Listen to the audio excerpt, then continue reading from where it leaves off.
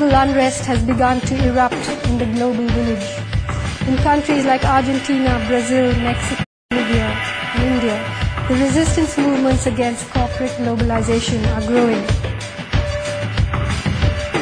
To contain them, governments are tightening their control.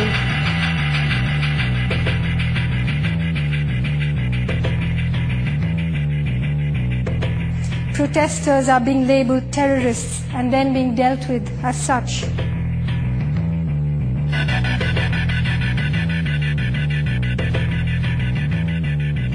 But civil unrest does not only mean marches and demonstrations and protests against globalization.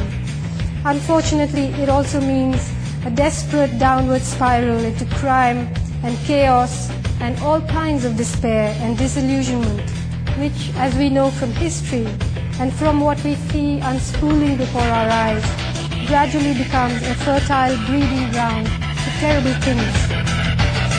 Cultural nationalism, religious bigotry, fascism, and of course, terrorism.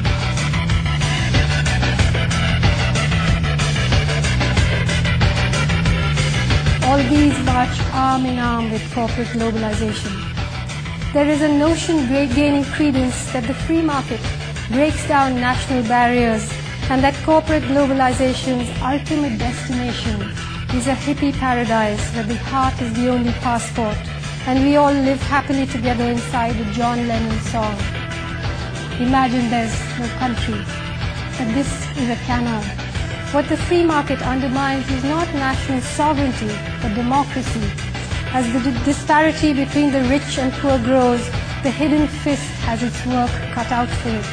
Multinational corporations on the prowl for sweetheart deals that yield enormous profits cannot push through those deals and administer those projects in developing countries without the active connivance of state machinery, the police, the courts, sometimes even the army. Today, corporate globalization needs an international confederation of loyal, corrupt, preferably authoritarian governments in poorer countries to push through unpopular reforms and quell the mutinies. It needs a press that pretends to be free. It needs courts that pretend to dispense justice. It needs nuclear bombs, standing armies, sterner immigration laws, and watchful coastal patrols to make sure that it's only money, goods, patents, and services that are being globalized.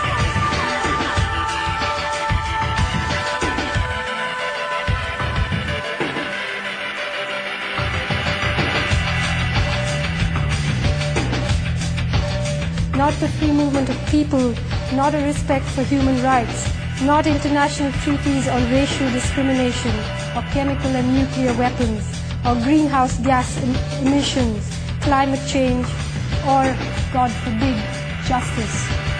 It's as though even a gesture towards international accountability would wreck the whole enterprise.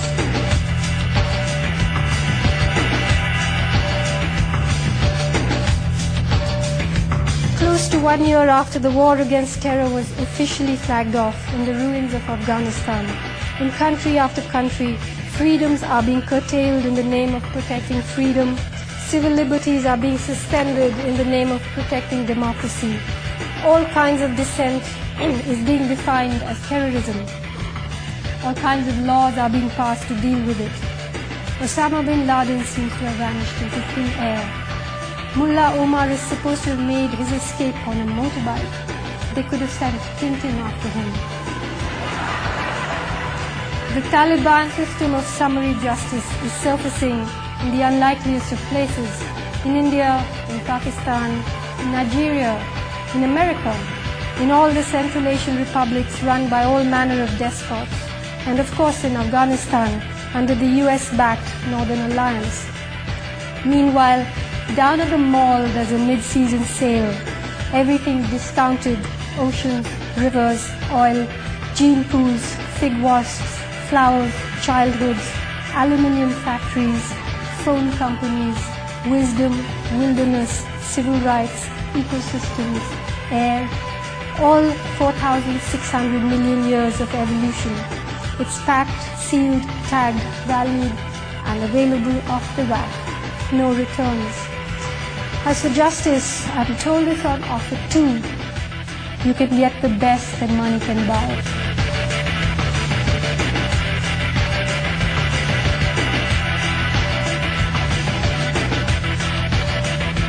Donald Rumsfeld said that his mission in the war against terror was to persuade the world that Americans must be allowed to continue their way of life.